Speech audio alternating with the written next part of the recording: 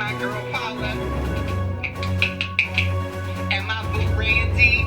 Yo, man, we got a hot one right here. We got a hot one right here. Oh, thanks, boo. Not you, bitch. I got a hot pocket. Bomb as hell.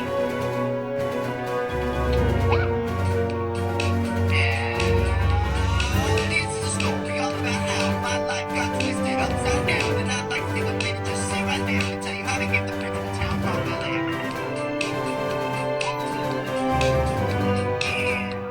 Today's video is going to be about Shane Dawson, who is perhaps the most controversial YouTuber within the last year to year and a half. He has gone through a lot, which we will definitely recap in this video for you. Before I get into this video, just a couple of things.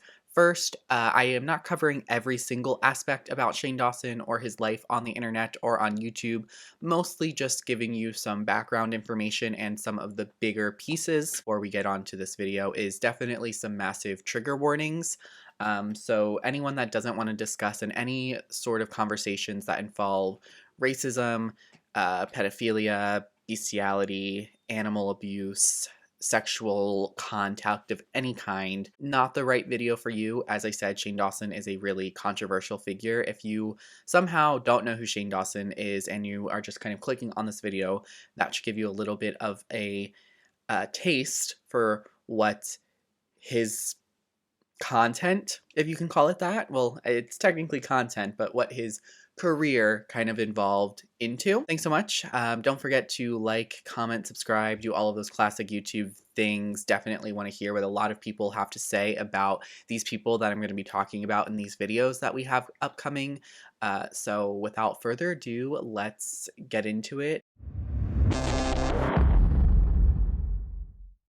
Throw it back a little bit to kind of before YouTube times and get a look of where Shane has come from. So Shane was born on July 19th, 1988. Legal name is actually Shane Yaw. So he did create kind of Shane Dawson as a persona and a character. And I think that's something that I'll touch on a bit over the course of the video. And I think that's something that's important to keep in mind as we look at what Shane did and his response to what he's done. But Shane grew up in Long Beach, California, in Southern California. He described his early childhood a lot in a lot of his content. He kind of described himself as being poor growing up. He definitely didn't have the best hygiene that he's admitted. He had two older brothers. His mother was a single mother. His dad left pretty early in his life, but he still describes that point in his life pretty poorly, I would say, with some of the portrayals that he's put out of that time period. Of course, one big aspect at looking at Shane Dawson is he was an overweight child and teen. He described being bullied in at least high school. I would imagine probably middle school as well if he was, an overweight child. I do sympathize with Shane because, a lot of lower socioeconomic people in America can't exactly afford kind of the best diets. And when you are having a single mom and you have 3 kids, it can be hard to provide the most balanced meals. And so growing up overweight definitely, I'm sure, affected him a lot, and I do sympathize with. I think it's important to also note that it's never an excuse for the behaviors that he then proceeded to do as an adult for his, rough childhood. Especially once he was on YouTube, he describes a lot of what his mental health was like at this particular time in his life. Dealt with a lot of depression and a lot of anxiety, early on, and he didn't have an outlet for that. And he always relates those particular mental health struggles being kind of pushed back onto 2 things, and that was specifically his being an overweight child, as well as his father leaving, which led to some abandonment issues for Shane. A couple of his projects that he's actually participated in have been kind of loose depictions of his childhood, as well as his not college, high school years. He made a couple of short films that were kind of going over this. So, but overall, as Shane was growing up and graduating, he did find a passion for filmmaking and being a director, which did eventually lead him to create his YouTube channel. So let's kind of get into the beginnings of his YouTube channel a bit. So Shane created his first channel on March 10th, 2008. That channel was called Shane Dawson TV. This was his main channel for a couple of years, and he gained a pretty big following pretty quickly for being very early in kind of YouTube's beginning life. He also worked at Jenny Craig, and he has a very early videos of himself working at Jenny Craig. So in the break room, we have this pole. I don't know where it goes or why we have it, because we're not firemen. It's right here. So we like to spend a little time playing on it.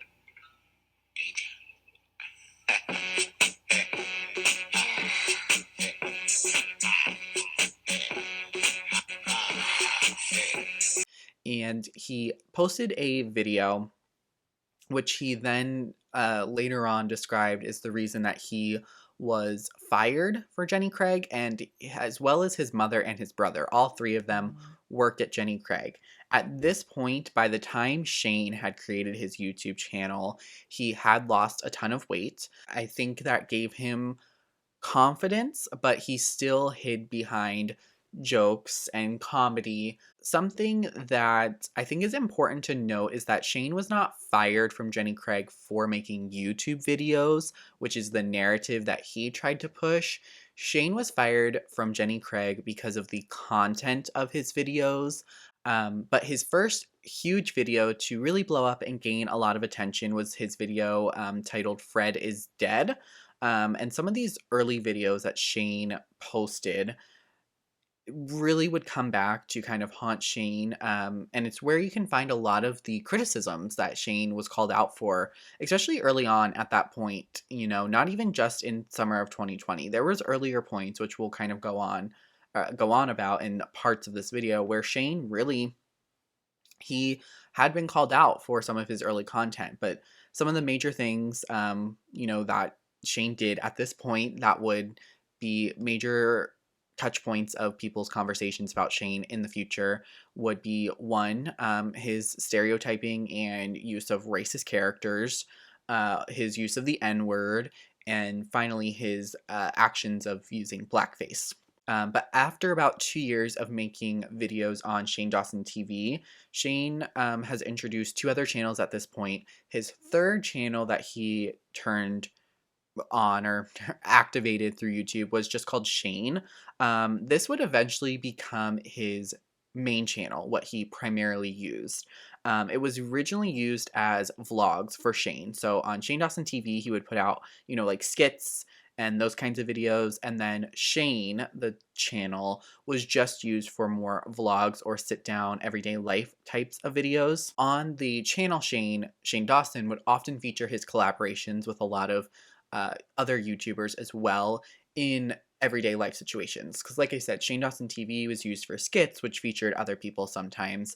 But on Shane is where he would post, like the canned food challenge or the Am I Gay test that he did with Joey Graceffa, which is actually the first video that I ever found that had Shane Dawson in it. I was at one point subscribed to at least 2 of Shane's YouTube channels. I know I was subscribed to Shane Dawson TV and Shane. His third channel, it was called Shane Dawson TV 2, I believe, at one point, but it eventually was turned into like human emoji or something, and then it was eventually just completely wiped, and this was like years before his cancelization. So I mostly was subscribed to Shane because I was fans of his friends mostly.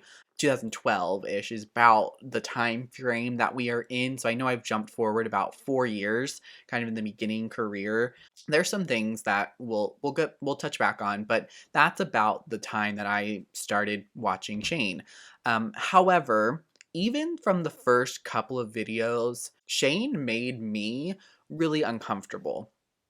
I just didn't like his kind of gross out humor. Can't say that at the point in time I caught all of his racist actions and, were able to dissect those, because I just know that I wasn't. As someone who is, a pretty middle class white person that grew up in a mostly white community, I can't say that at that point in my life I was super good at kind of catching those kinds of things, or knowing what like a microaggression was, or like knowing exactly what racist actions were. Obviously I knew some things were bad, like saying the n-word, like blackface, those kinds of things, but some of his, you know, jokes that were like racist in nature I maybe didn't catch up on. So, you know, at first it really was his kind of gross out humor that really made me uncomfortable. And eventually, as I got older and became more of a teenager, at that point, actively, like by the time I was 15, 16, I was no longer watching him. I don't exactly remember when I unsubscribed completely, but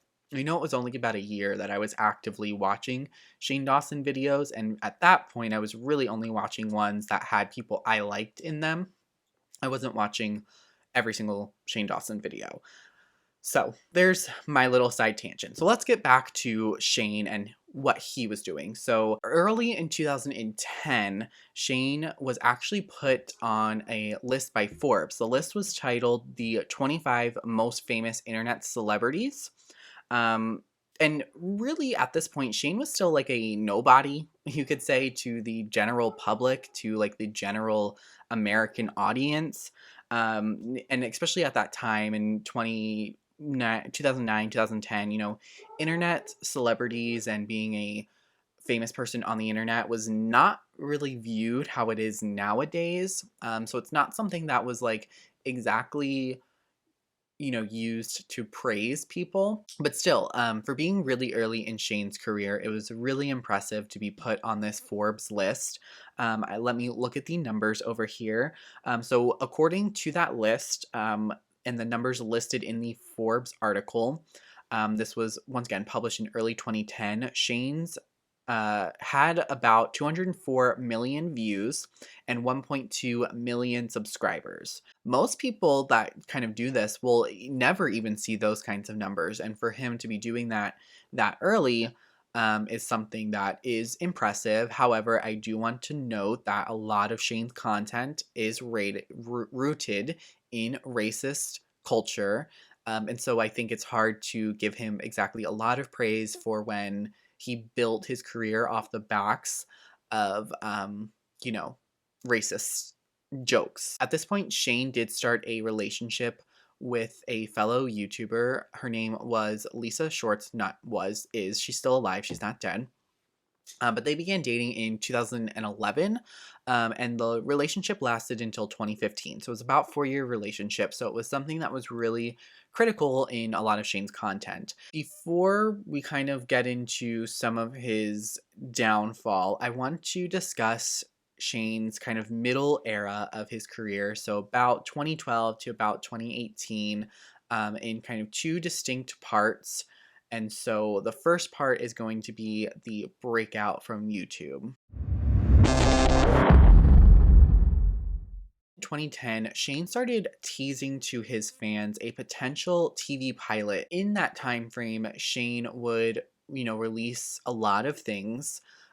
First, primarily, he released music, like a lot of early 2010s YouTubers did. And could you believe it? But it's bad. In March of 2012, though, Shane uploaded a music video, his first music video for his song titled Super Love. Once again, bad. Save the world and you would be mine. Have no fear, your hero is here. My super sense is telling me that danger is near. I'm getting close to you so I can watch your back. A villain's on the loose and he's ready to attack. But I'm not a superhero, I'm not that kind of guy. But I can save you, baby, give me a try. Cause I'm running out of time. I know what I came to do and I didn't come to lose. So I'll fight until you're mine. And if trouble comes around, I won't be backing down tonight. You're in danger. I'm here to save you. That's what I made of. Give you my super love. Between 2010 and 2012, Shane was working a lot on getting diversified forms of media content. But in October of 2012, Shane starred in his first feature film. It was titled Smiley. It is a horror film. Nick DeRamio on YouTube here, I'm sure a lot of you probably know who that is, does a series on YouTube here called Clip Breakdown, and they have done clip breakdowns for a lot of Shane's media content. So if you want to see those videos, they're really entertaining. They make it really funny and really digestible because a lot of Shane's content is just unwatchable in my opinion. So they're doing the Lord's work for sitting through that. But if you want to see some of the clips and what some of these projects were about, then in June of 2013, Shane did what was really a bit of ahead of its time, I would say, and he started a podcast. Podcast title was Shane and Friends. He originally had a co-host who was named Lauren.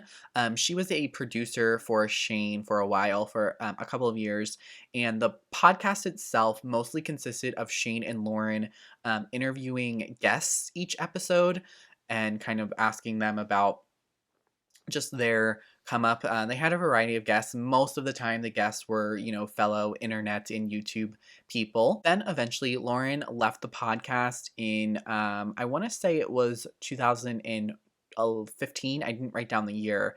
But as I was researching for this video, I knew Shane did a podcast.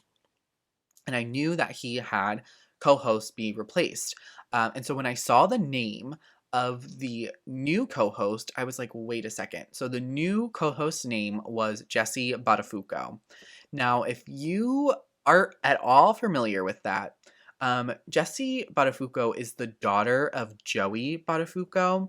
And if you don't know who Joey Buttafuoco is, I don't know why I'm laughing because it's not funny. But basically in the 90s, I think it was the 90s, basically Joey Buttafuoco was sleeping with this, I think she was underage at the time, this underage girl. And that girl eventually came over to his house and tried to kill his wife and shot his wife, essentially. I think in the face, actually.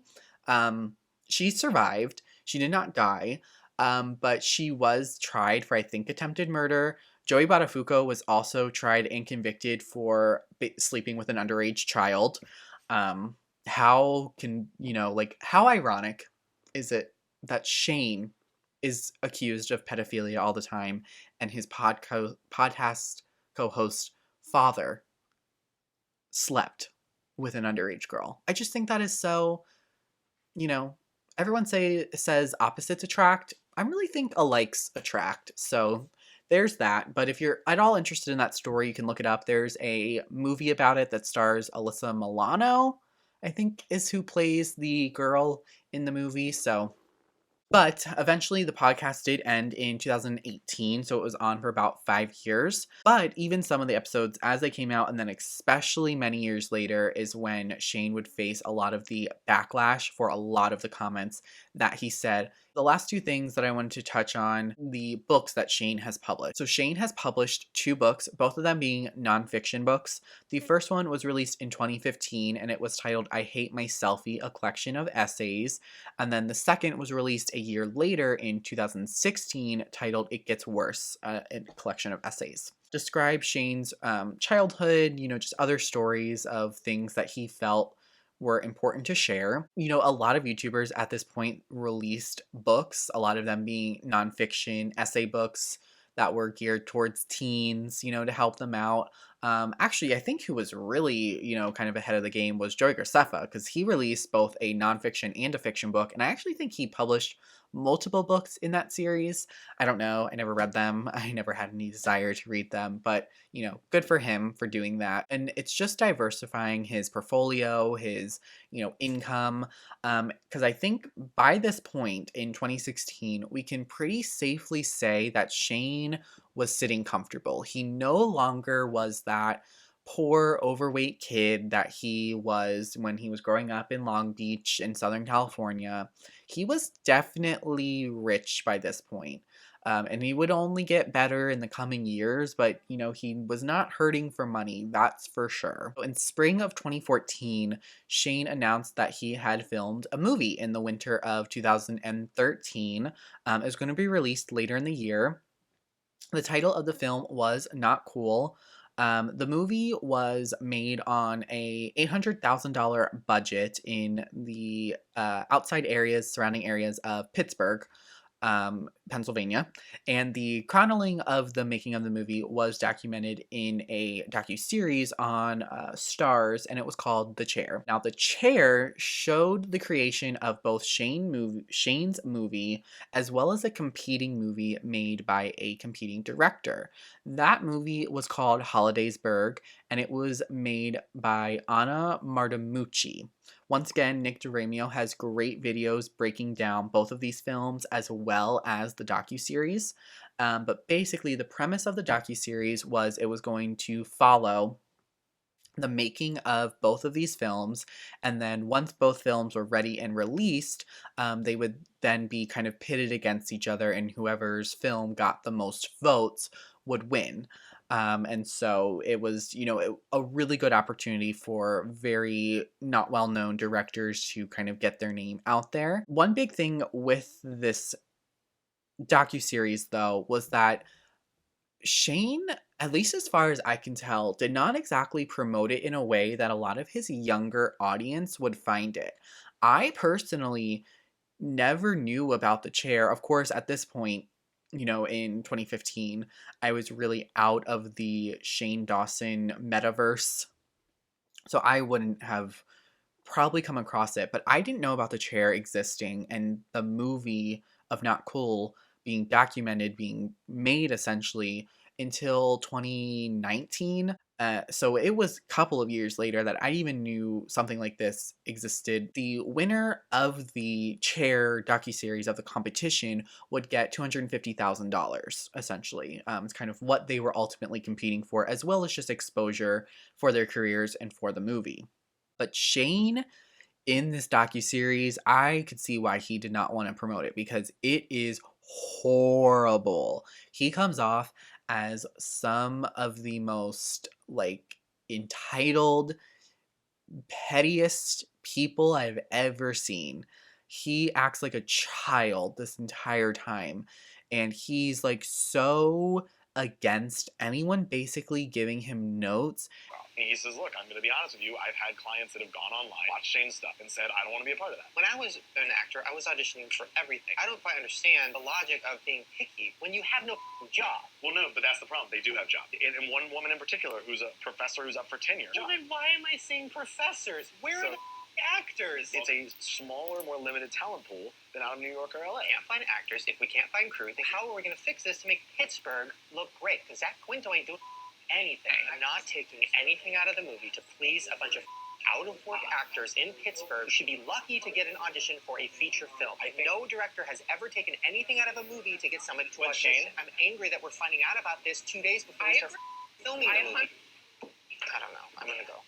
Shane, stop it. You can't go. We have too much to do. I'm going to go, and I'm going to do this. And there's a chance that you guys might actually get together again. It's fine that you're saying Facebook. I just want to say it too many times. But she also said you Facebook stuff. I know. We can use it, but say if the opening montage doesn't have Facebook and it's generic, Do you whatever. understand what I'm saying? I do. She says Facebook No, I do. stuff. It's okay. It's okay. Then why are you saying it's not okay? Because she's saying it so many times that we it's can only say it once. So then we either can say it or we can't. No, that's not. Do you understand what she's saying? It's No, I don't either. just Okay. just the Let's second get to- one. The line. Let's get to acting notes and not word notes. We have a movie that can still be better, but in the way that you envision it. Not about changing your vision. Do you see it as something that you still want to work on and make better? And you guys, I'm really annoyed because I feel like I have not come across any less than a collaborative person. If you guys told me, hey, I think there's a lot of work to it, I'd be like, okay, great, let's do it. You won't read the notes? I want to see all the notes. You said the opposite to me. No, you specifically told me that night, you guys are going to send me the notes and I'm never going to read them. I mean, as a joke. But it's been a week and you haven't read them either, so I mean, I don't know where they are. Listen, That's I've fine. compromised a lot in this movie, but if I want one extra second, just let me have it. no one's not letting you have You shouldn't feel like I've compromised. I feel like you've learned and you've gotten notes. There's certain things that I don't like that are still there. I have definitely compromised. You have final cut on it. I feel like I've been very open to every note, every suggestion, everything. I've never yelled at you guys that I don't know. If I just want an extra beat somewhere, I feel like I deserve it at this point. I've been yelled at for the record. Shane's film was a comedy. and went for a lot of, those gross out humor jokes and those kinds of stuff. And Shane himself stars in the film. He wrote, directed, and starred. Mm.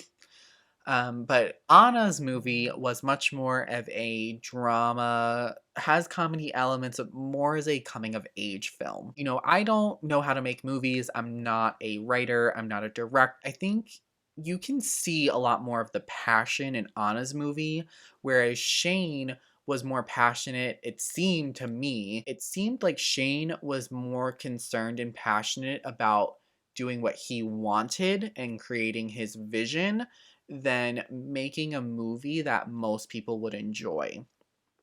Which I always think that if you're doing something creative, you should do it the way you want.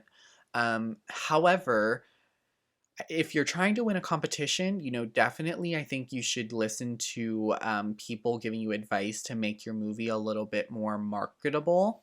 Because at the end of the day, that's what it comes down to. As much as Shane wants to be this creative person, if he really worked in the movie industry, there's people controlling you pretty much all of the time. It's not exactly a common thing for a lot of like directors and writers to just be able to do whatever they want. Bit of a pull and a push, a give and a take.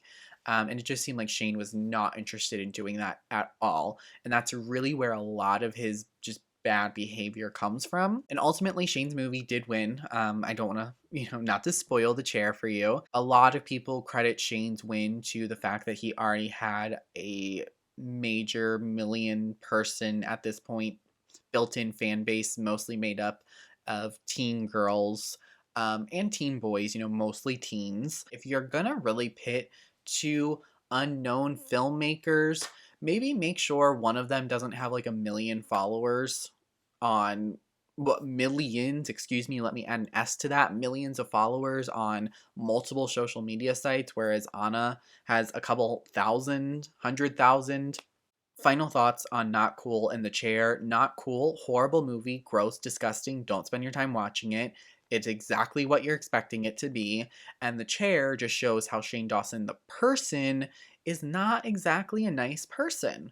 However, before we move on from The Chair, one last thing I wanted to mention is that Shane shaved his head for the film and wore a wig for like an entire year almost before the release of the film to hide the fact that he shaved his head, which is not anything commenting on his personality. I just think it's kind of stupid.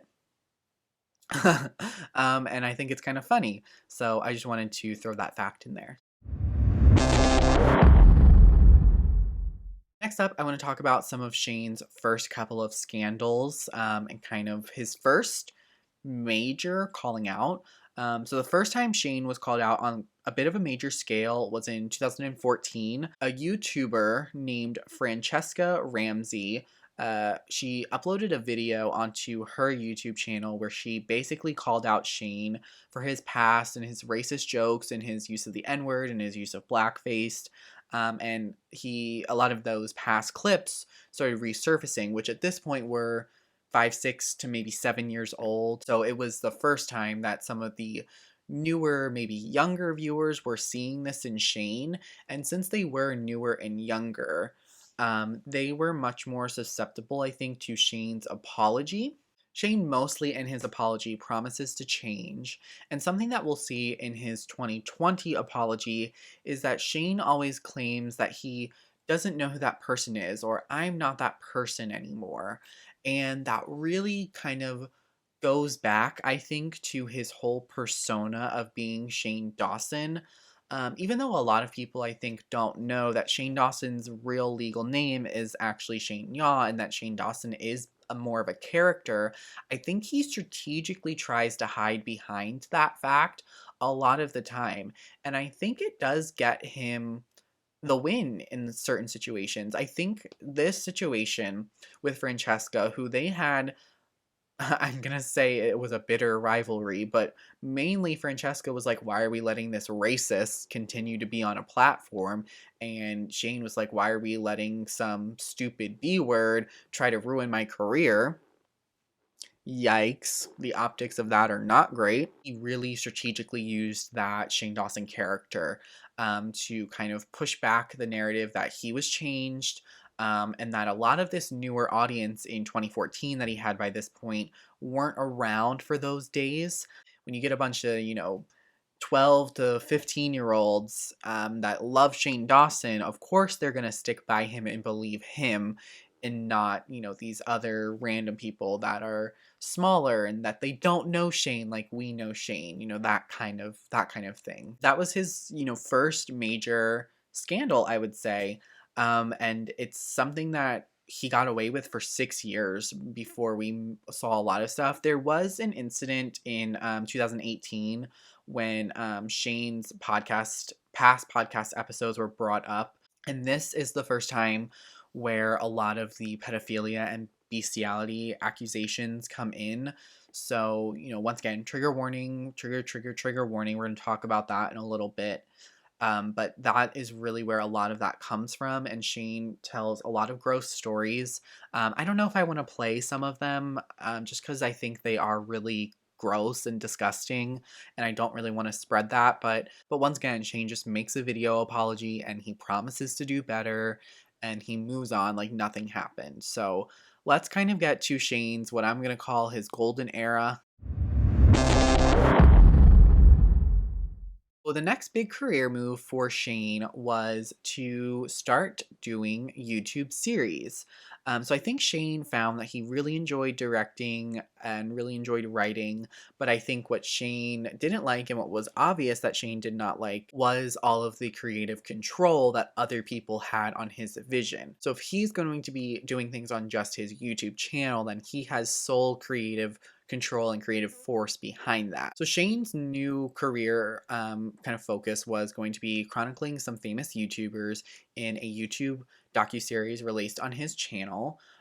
His first thing to do this with was Tana Mojo, and documenting the failure of TanaCon. So in summer of 2018, Shane released a 3-part series. It was called The Truth About TanaCon. The series covered what went wrong with TanaCon, and kind of really made people feel bad for Tana, and really pushed a lot of the blame onto her kind of business partner and the guy who was like organizing this for her. Basically convinced people that Tana was like scammed by this guy and that she was completely blameless, and all of the things that happened at TanaCon. If you're not aware, TanaCon was basically a rival event that Tana Mojo decided to put on after being uninvited to VidCon for 2 years in a row. I think they basically told her like, you'd be a featured creator, like we're gonna promote you, and then they were like, psych, never mind. Which I get why. Tana's pretty controversial, to this day and even back then. So she basically created TanaCon, which is going to be a rival event happening, I want to say, the same day and the same weekend as VidCon. Massively unprepared. The venue was not large enough. People were standing out in the sun in lines for hours waiting to get in. There were supposed to be like goodie bags and there was different tiers for tickets, but really like none of the tiers were actually met. And once you get inside the venue, everything was just disorganized and like things were not on time and nothing was going the way it was supposed to be going.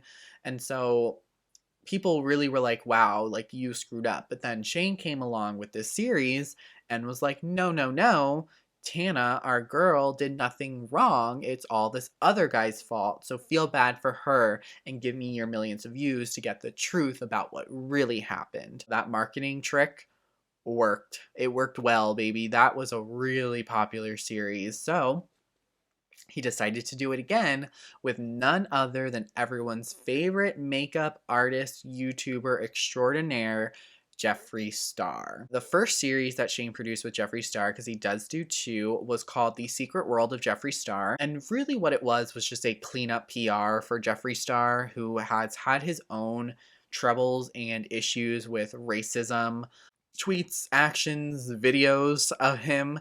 And so the series was basically to help Jeffree Star repair his image. And who better to do that than Shane Dawson? This is when you start to see Shane be referred to as kind of, YouTube's granddad or YouTube's dad and like YouTube's sweetheart and like the king of YouTube, that kind of stuff. And so going to Shane, getting a series produced by Shane in people's eyes made you really, valuable. It made them trust you because they had such implicit trust in Shane. Once again, a lot of that comes down to the really young audience that Shane Dawson was using for this. After The Secret World of Jeffree Star, Shane then did The Beautiful World of Jeffree Star, which is a second Jeffree Star series. This series was advertised as a behind-the-scenes look into the world of makeup and makeup production, makeup creation, the business of makeup. It also promised to include clips of Dramageddon, which we will get into. And he included clips of himself and Jeffree watching the Bi-Sister video drop in Scandal. But then ultimately, when the series came out, he cut all of that out. And basically, he said at the time, because people were really, really pissed about that, they were like, hey, you basically clickbaited us with a trailer.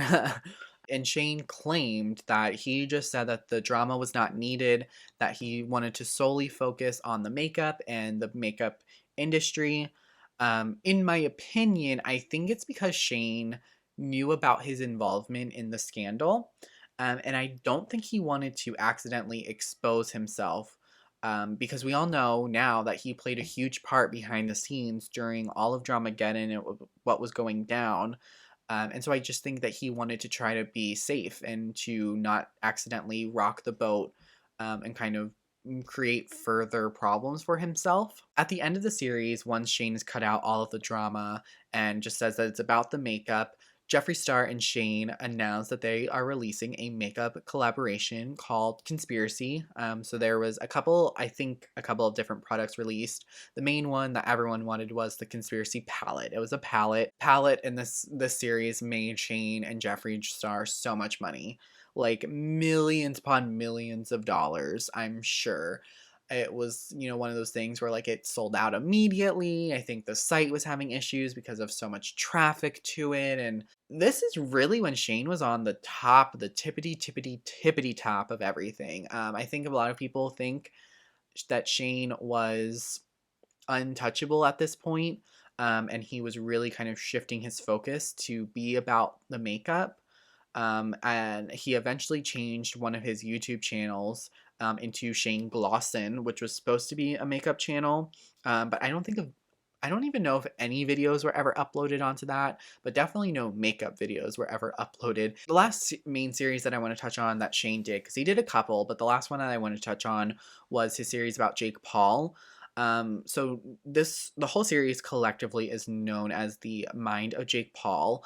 It features 8 episodes, which was his longest series that he did. The premise of the series is a bit confusing because it kind of starts out as something like Shane is going to like expose Jake, but by the end of it, it's exactly what it was for Jeffree and Tana, which is a complete PR cleanup of Jake Paul's image and Logan Paul to a certain extent. Each episode features interviews by a couple of people, including like the dad of Logan Paul and Jake Paul, a couple of people from Team 10. Shane in the video, he partners with Katie Morton, who is a licensed marriage and family therapist on the series, and they both grossly mishandle the diagnosing of mental health in this series. The whole goal of the second episode was to try to label Jake Paul as a sociopath without actually ever meeting with him or sitting down with him. This is very irresponsible of Shane and Katie Morton, who was supposed to be a therapist, without ever speaking to someone or meeting with them one-on-one.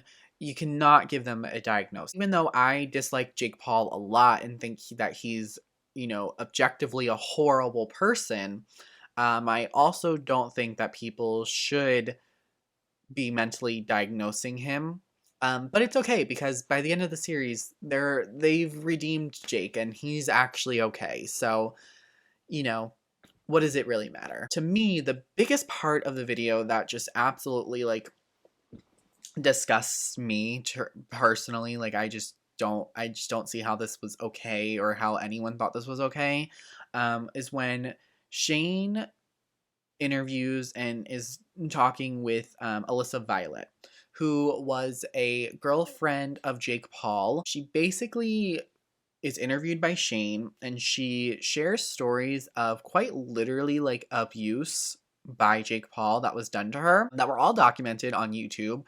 And it's just kind of in the moment treated very sad almost, and not like, it's more of like a, oh, I'm so sorry that you went through that. But then by the end of it, when Shane is like besties with Jake, and he's accomplished his goal of like redeeming Jake and Logan, all of that stuff that Alyssa described is just like swept under the rug, like things like being like pushed downstairs, or like there would be times, and this is kind of notorious of Jake Paul, where he loves to like emotionally manipulate his girlfriend, specifically by sleeping with other women in front of them, or like going into the room that the woman that his girlfriend's in, like right next to them, and then like having sex. Which there's also a lot of accusations against Jake Paul for sexual misconduct as well, and sexual assault. Overall, like I said, I think Jake Paul is a horrible person. And I think this whole series is just disgusting. Things that it tries to say and tries to be insightful and tries to be meaningful, when it's just flat out not at all. By the end of the series, though, Shane does interview Jake. I think it's the last episode. In this part is when Shane and Katie release Jake of kind of all of the bad things that he's ever done, by saying he's had a hard childhood and that his dad wasn't around for him. Something that is really obvious, I think, because Shane's not a good actor, is that a lot of these interviews, even, and just like parts, especially in the Jeffree Star series, is that I would say 90% of these, series are like scripted and fake. Like, there's no way that any of these people would agree to this without kind of knowing the repercussions and the outcome and the conclusion. Like, there's no way that Jake Paul sat down and was like, I'll agree to Shane Dawson interviewing all of these people, putting out the premise, throwing out the hook that I'm a sociopath and he's going to prove it. Like, I'm sorry, I don't think that that is something that I would agree to as a public figure.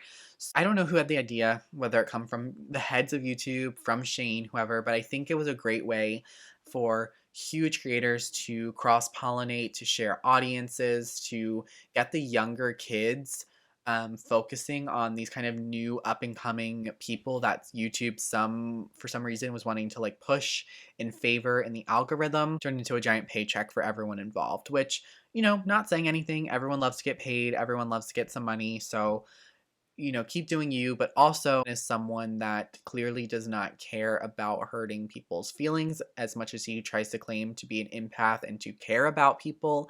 He clearly does not. As a final note on this, Shane basically humanized these people who were thought as villains as before, and he did a service to get them to tell their own stories to try to clean up their image. And it was all PR. All of Shane Dawson's, series are just basically clean up PR for those people. Also, just little things that I kind of haven't sprinkled in here, but I mentioned Lisa earlier. So Shane and Lisa broke up in 2015. In 2015 is also kind of around when him and Lisa broke up, is when he announced that he was bisexual. Shane eventually entered into a relationship with Ryland Adams, who was a writer or host from Clever TV. They are now engaged. But that became a big part of Shane's vlogs, is kind of showing his life with Ryland and Ryland's sister named Morgan, who was kind of in the beauty space. So that is something that, a lot of people, once again, loved to view Shane as like their dad. And, they were so sad for him when him and Lisa broke up, that once him and Ryland got together, it was kind of like, oh, Shane is like, fulfilling his destiny, because there was always these like rumors of Shane being gay or bisexual, or, what, this and that. So there's that. But lastly, we are about to head into the most juicy part of this video. And I do apologize for making it seem like it's sensational, because a lot of the stuff we're going to touch on is gross and not okay. Starting in June of 2020, the social climate was very tense. The murder of George Floyd had just happened. There was people protesting And basically, this caused a lot of people to look back at companies, at creators from their past, and call them out. Shane was, called out for his racist behaviors, racist past, and how he was able to get away with it for so long. A lot of old clips resurfaced, a lot of old, videos that had maybe been long forgotten about.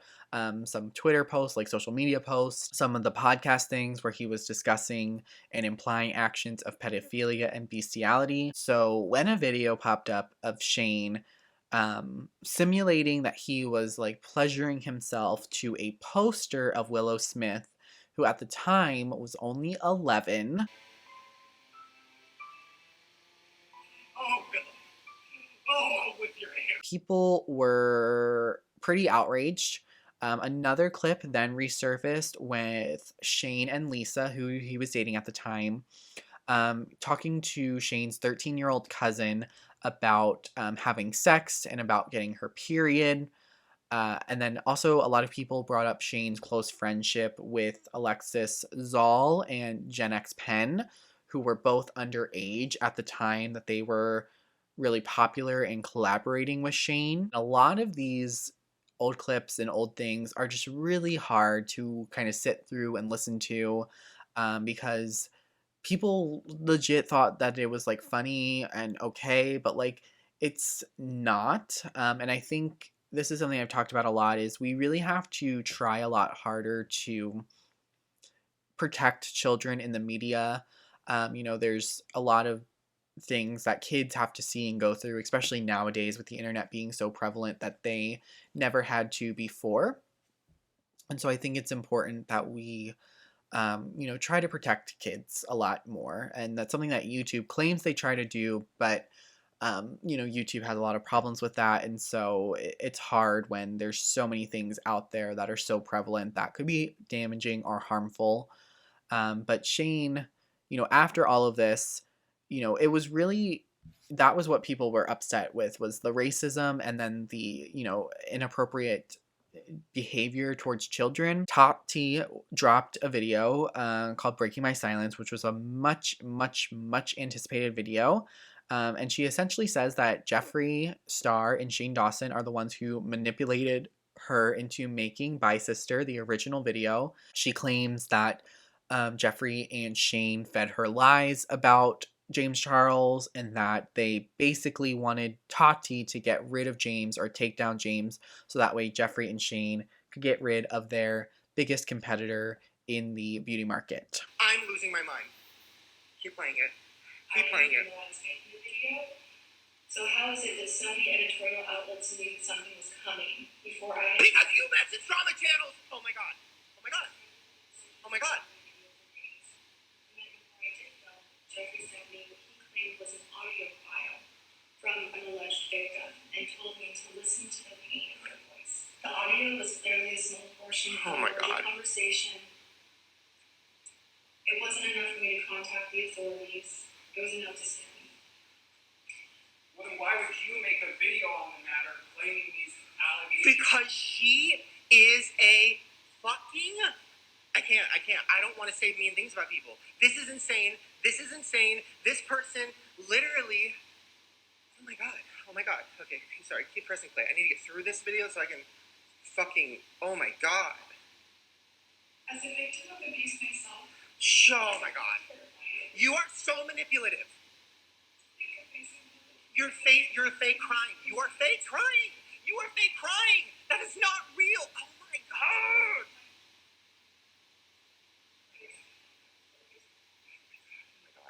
Oh my god. I was molested. I have been... Oh my gosh. That is not... I made no mention about every video. Oh my god.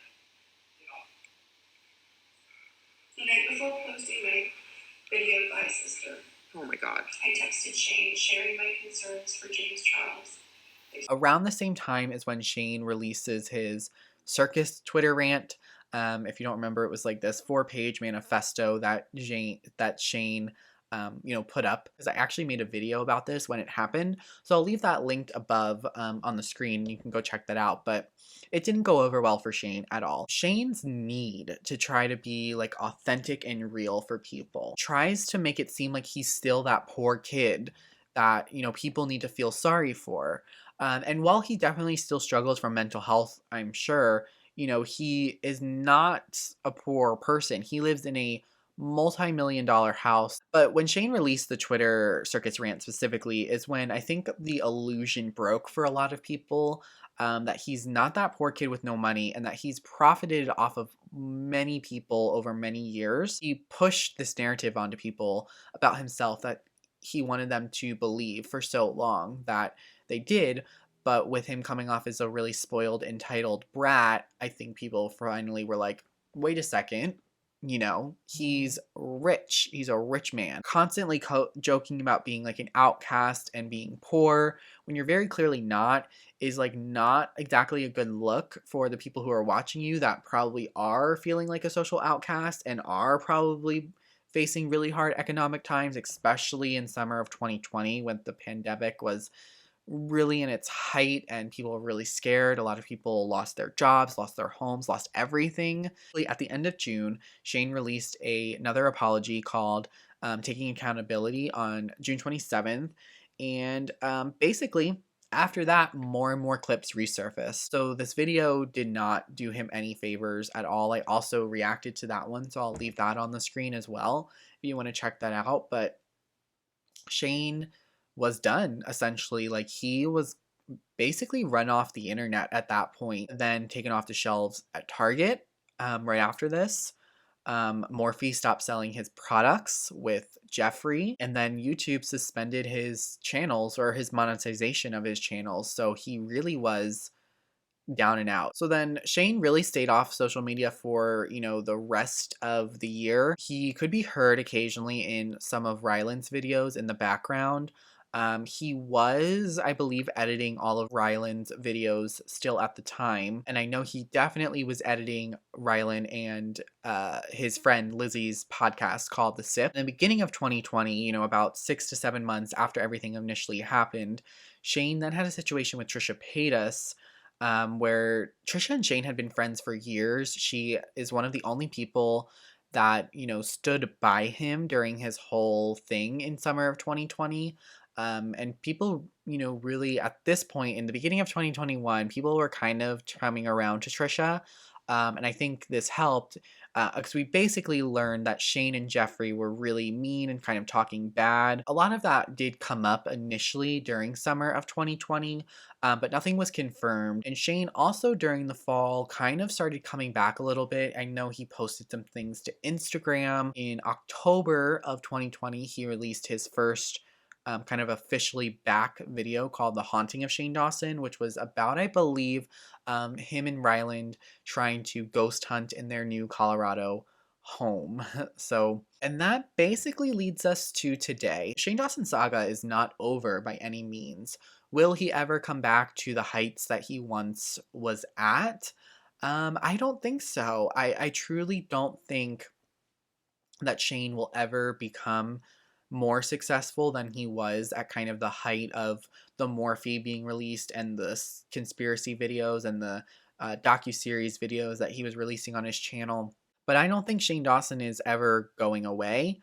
I think Shane is unfortunately here to stay. I don't think that Shane Dawson is someone that should still have a platform.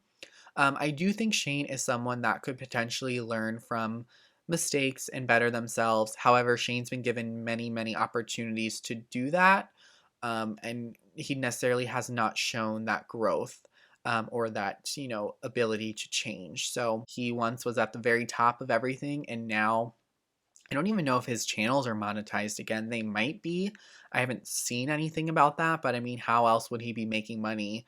I'm sure he has enough in the bank to probably properly retire for the rest of his life.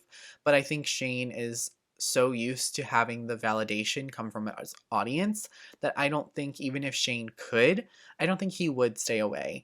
Even if he wasn't allowed back on YouTube, I think he'd come back to social media in some sort of form.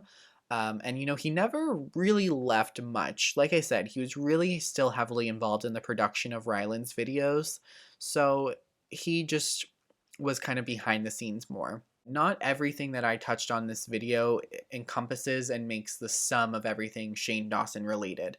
There's plenty of other videos out there that I highly recommend you check out, because they cover some things that I might not have covered in this particular video, but I covered everything that I wanted to, and I use the word character very carefully because a lot of these people are no longer their real selves. They definitely put on an act for the camera, and I don't think that's necessarily a bad thing. I think, some people definitely should separate their online persona from their real life persona to kind of keep their life and their selves grounded and sane.